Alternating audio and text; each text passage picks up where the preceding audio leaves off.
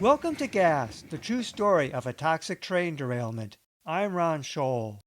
Last time on Gas, we briefly looked at the 3 cases to go to trial over the Alberton spill and considered the issue of liability for the derailment, which Montana Rail Inc. vigorously denies. We now continue with Part 6, Chapter 11, Discovery Wars. Epigraph. As the deposition ran on, Potter quipped, "We've got light at the end of the tunnel here." Dunn. "It may be another train." Potter. "Always is." From the deposition of Ronald Dunn. Schleep v. MRL almost became the first case at trial, slated for May 4, 1998. A neighbor of Lucinda Hodges 2 doors down, Susan Schleep abandoned Alberton soon after re-entry. Schleep and her daughter were represented by the Great Falls firm of Hoyt and Blewett.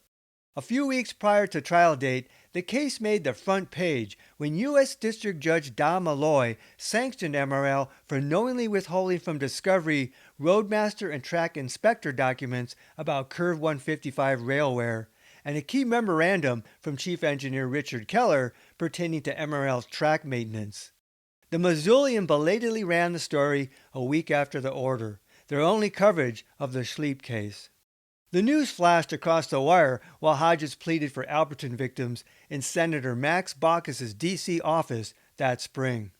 MRL also withheld correspondence between Keller and Stephen Riley of TSL, the second lab that tested rail fragments in 1996.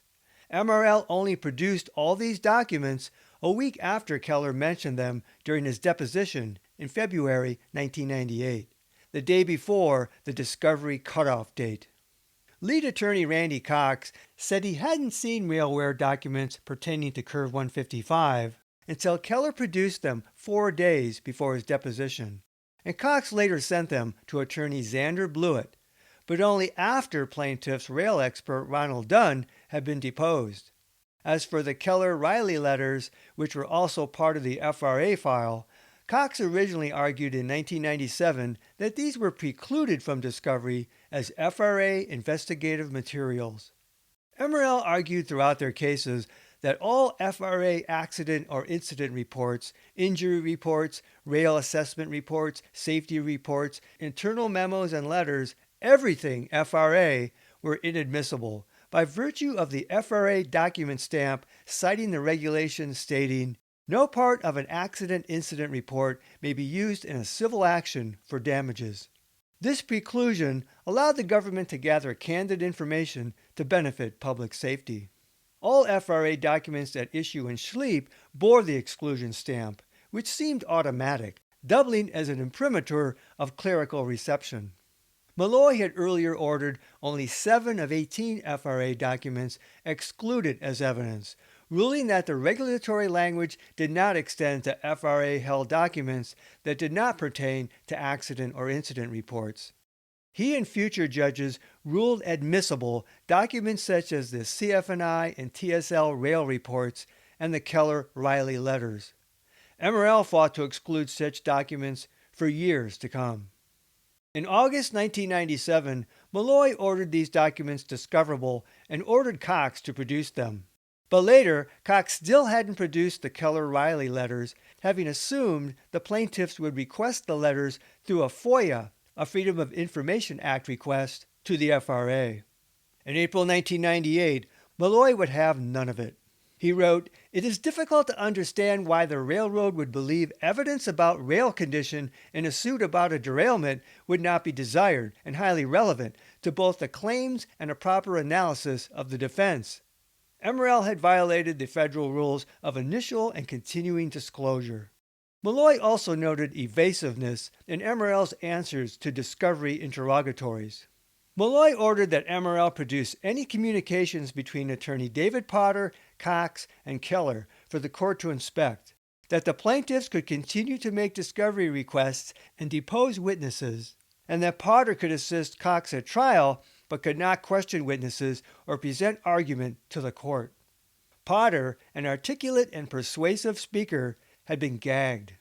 Potter had deposed plaintiff rail expert Dunn and calculatedly steered the deposition toward obtaining an opinion from Dunn that the vertical split head was caused by inclusions in the rail, Malloy wrote, which Riley had not concluded.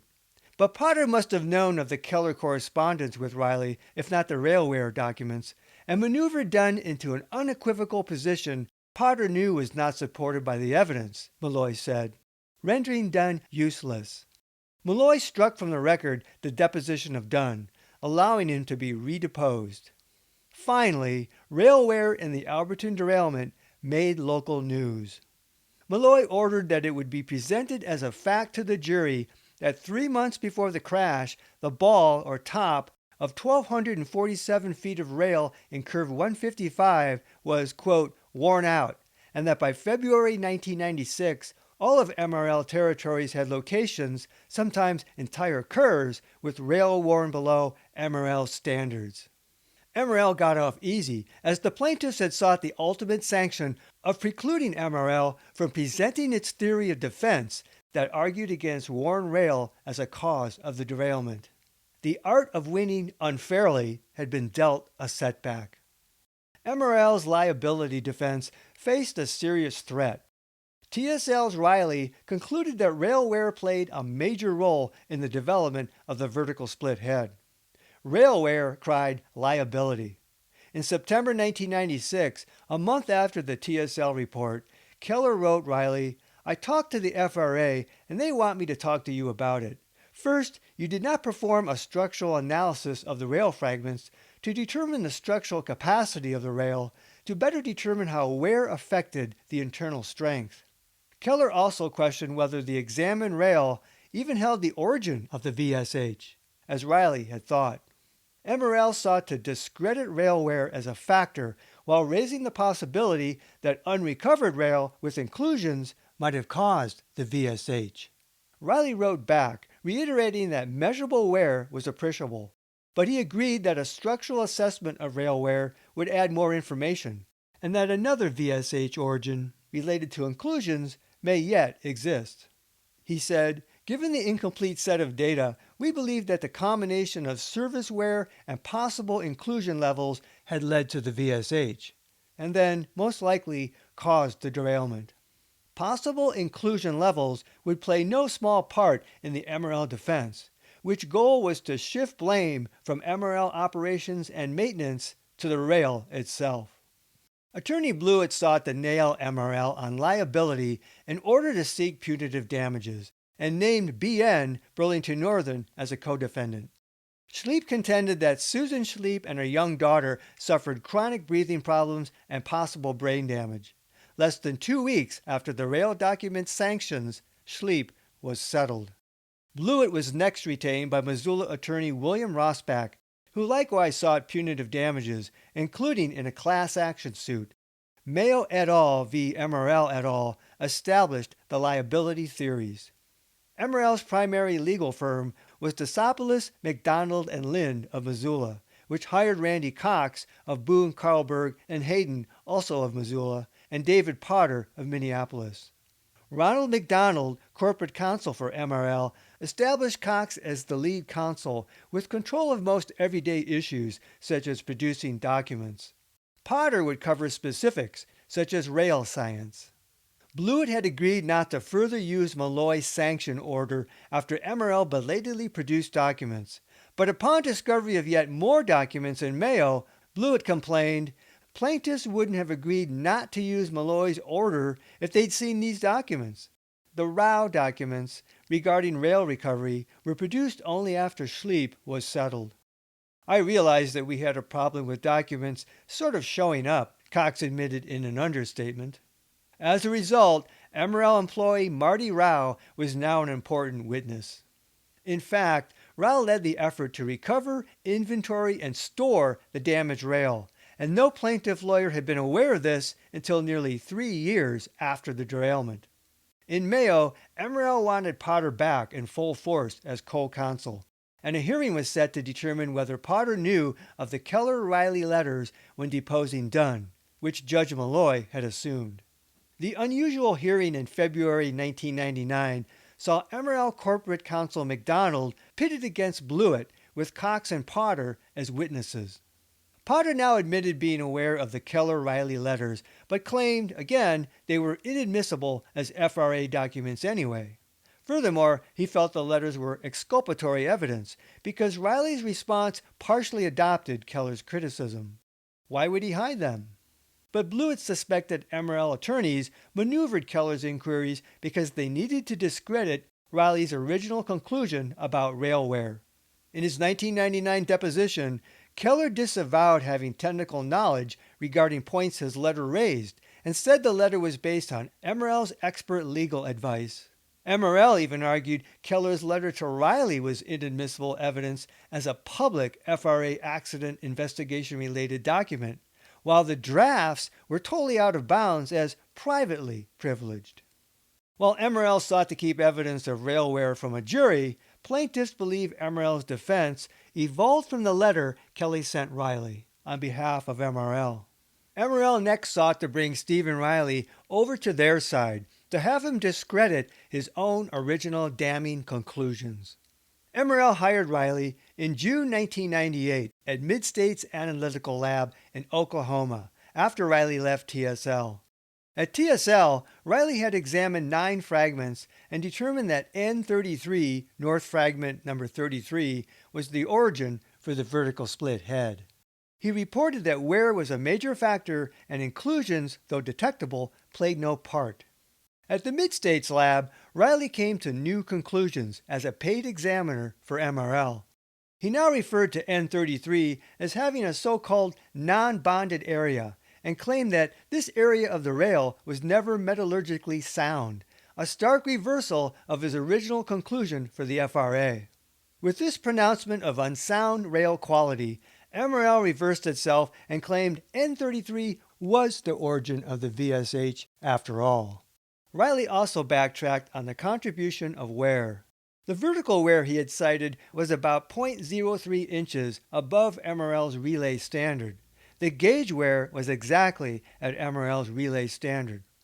Riley did not perform a load or stress analysis of the worn rail as Keller had suggested, but now used that uncertainty to proclaim, "Without such analysis nor without knowledge of true track conditions at the time of the incident, I am not able to reach a detailed opinion on the degree to which rail wear played a role, if any, in the inclusion-induced fracture I identified in the MRL rail," he said. It wasn't so much that Riley was now on board with the MRL defense, but his new statement basically retracted the independent TSL assessment that could hurt MRL in court. It appeared MRL wanted to use his new testing as an extension of the original FRA requested testing and use him as a factual witness, in effect rebutting his own earlier factual findings.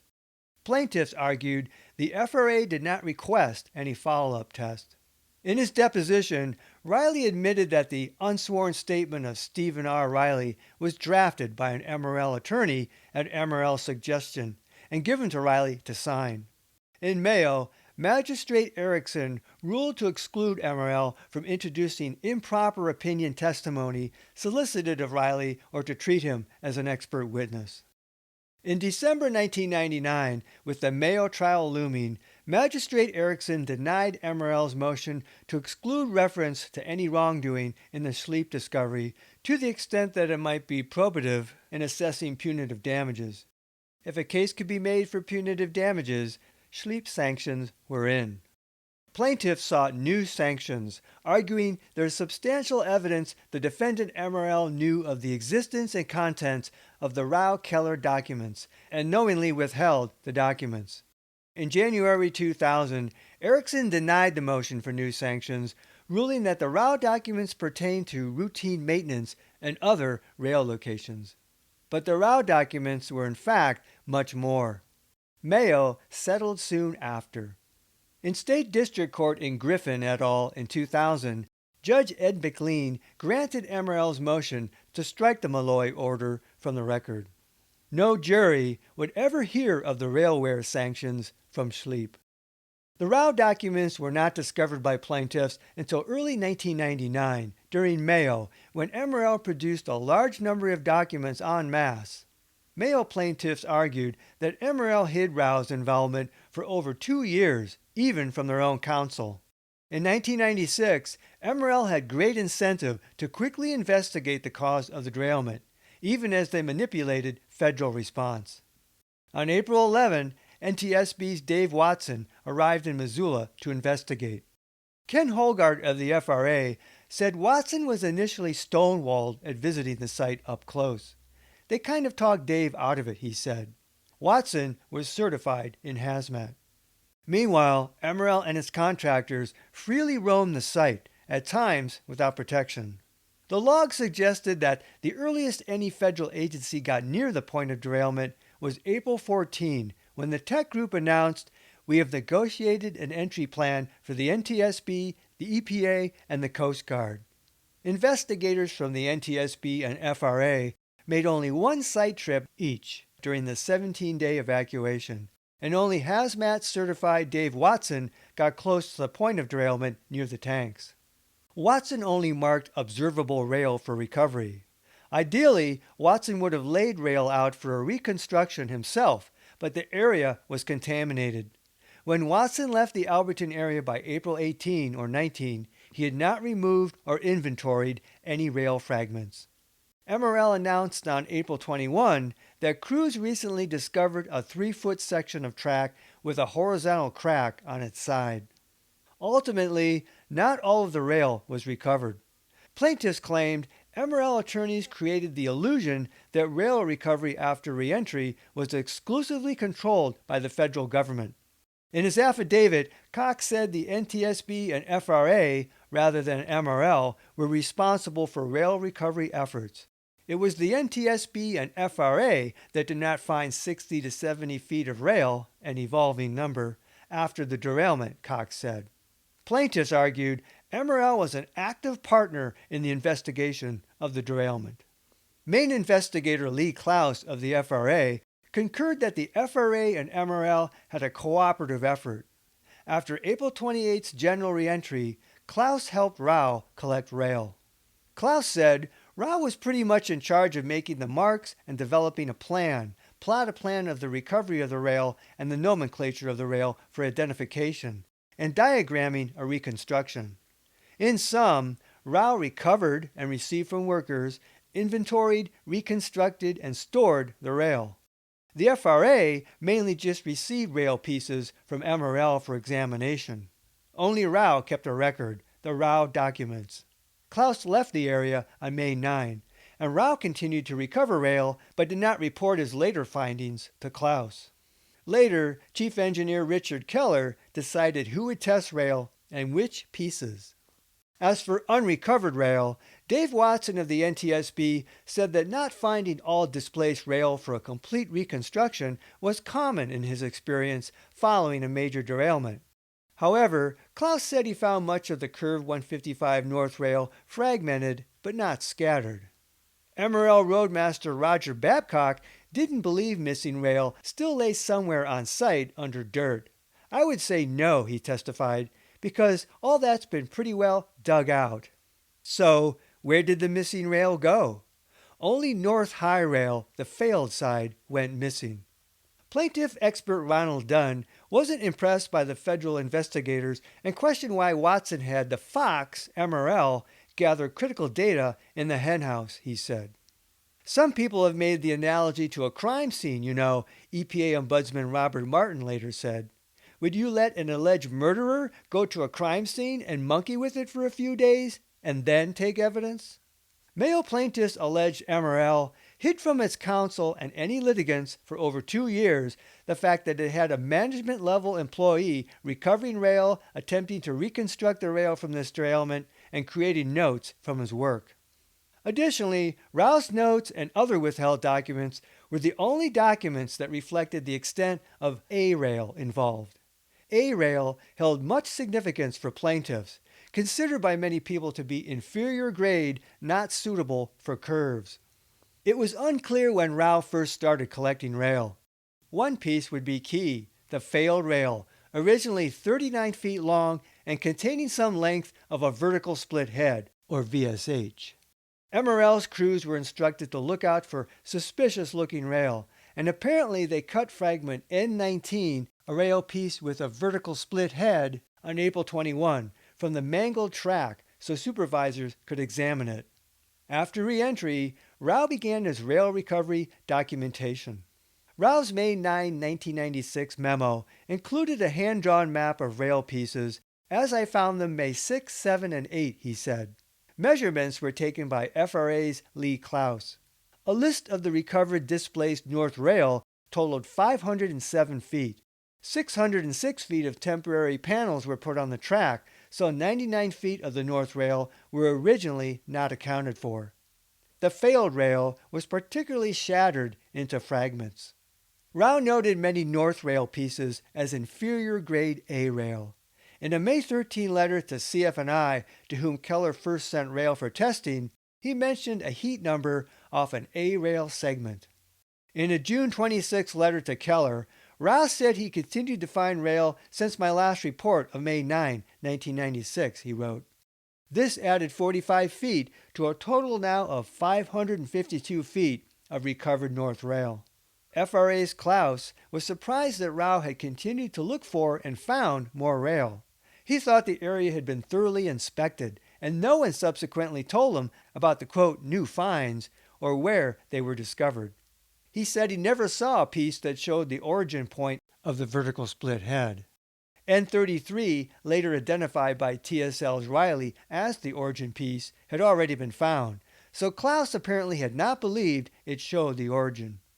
An undated MRL document on recovered rail inventoried 40 main pieces of north rail, N1 through N40, ranging in size from less than 1 inch to 99 feet.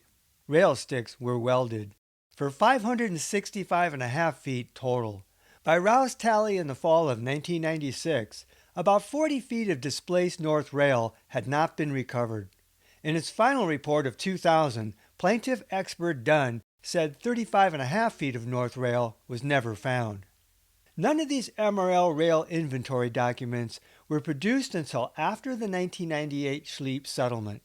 To plaintiffs, the belated discovery of Rao documents and the evidence of A-rail, on top of the belated discovery of the railwear documents on Curve 155 and the Keller-Riley letters, suggested MRL had something to hide. In tandem with the claim that MRL purposely hid crucial documents and Judge Malloy's sanctions, plaintiffs suspected MRL tampered with physical evidence. In addition to missing rail, some recovered fragments of the failed rail were subsequently lost after MRL testing. No plaintiff expert ever saw two pieces lost separately in transit via UPS. In total, at least 1 foot 9.5 inches was lost as 3 pieces following MRL-directed testing. These lost pieces were important because fragment ends could be matched up with another fragment, perhaps one with an identifying heat stamp. Lost and missing pieces precluded plaintiffs from matching everything in a reconstruction of the 39-foot failed rail. Additionally, Rao reported that 4 formerly recovered pieces totaling 20 feet, N5, N34, N35, and N38, went missing by the fall of 1996, apparently prior to going into a storage warehouse. N38 had a VSH and was discovered missing as Rao prepared to send it to TSL for testing. Plaintiffs claimed MRL lost custody of the 4 pieces by leaving them in areas known to be frequented by the public. Some of this rail went missing from the side of the road near the derailment site prior to storage, left unsecured, and then some apparently later from the warehouse. Still later, N55 went missing as well. But a major plaintiff concern was that Keller testified he noted an A-rail heat number on a rail fragment with a VSH. Presumably, only one rail had a vertical split head, the failed rail. A-rail was typically inferior grade. Male plaintiffs claimed this piece, seen in Keller's office by FRA investigator Lee Klaus, was N19 before it was further cut up. Proof of N19 being A-rail apparently disappeared because all surviving fragments with a VSH had no heat number. Notably, the failed rail was the only displaced rail whose recovered fragments lacked any of the several identification stamps that were put on each 39-foot rail. In his deposition, Klaas said one, possibly two of the pieces of rail he examined that contained a VSH were positively identified as A rail. Since N19, 31, 32, 33, 38, and 39 were the only recovered pieces with a VSH, plaintiff said, one or more of these pieces of rail either bore a heat number, which heat number was later cut off, or was determined by MRL to match a piece of rail bearing a heat number identifying it as A rail. Plaintiff attorneys clearly felt MRL was hiding evidence that the failed rail was A rail. Meanwhile, MRL simply countered there was no direct evidence the above-mentioned pieces were A rail, because none had a heat stamp, at least not when plaintiff experts saw them. In sum, male plaintiffs accused MRL of destroying, losing, or hiding rail in an attempt to shield itself from liability. Magistrate Erickson ruled in January 2000, since there is at least prima facie evidence that MRL employees had in their control relevant pieces of track, including a piece bearing a heat stamp indicating it was A rail, which subsequently has not been found, that seems fair game for comment under the conception of negligent spoliation. Mayo settled that month. Prior to Mayo settling, plaintiffs claimed that despite preparing almost immediately for litigation, MRL proceeded to lose or destroy important evidence, including the piece of VSH rail with a heat number, video taken of the rail and derailment site, and digital pictures taken of the rail, and deceptively withheld documents about Curve 155's rail. About 31 to 36 feet of displaced north rail was never officially recovered. Most important, though, was the Keller rail, the piece with a vertical split head and identified as A rail by the FRA's Klaus in Keller's office.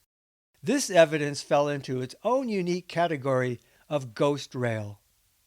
After the discovery wars came the fight over evidence that survived to the light of day. The shattered length of steel and the story it had to tell was invaluable. Next time on Gas, the true story of a toxic train derailment, plaintiffs build the case that Montana Rail Link has run an unsafe railroad for many years, culminating in increased accidents and failed rail leading up to the Alberton spill. MRL dismisses the accusations as a junk railroad conspiracy theory. We also consider the recent history of Curve 155 inspections. Until then, this is Ron Scholl. Thanks for listening. This podcast is adapted from the book Gas, the true story of a toxic train derailment. Visit Amazon.com to see the two-book series. To access support material in the book, such as maps, photos, illustrations, and video links, visit my Facebook page Gas, the true story, or watch my Gas playlist on my YouTube channel at RL Scholl.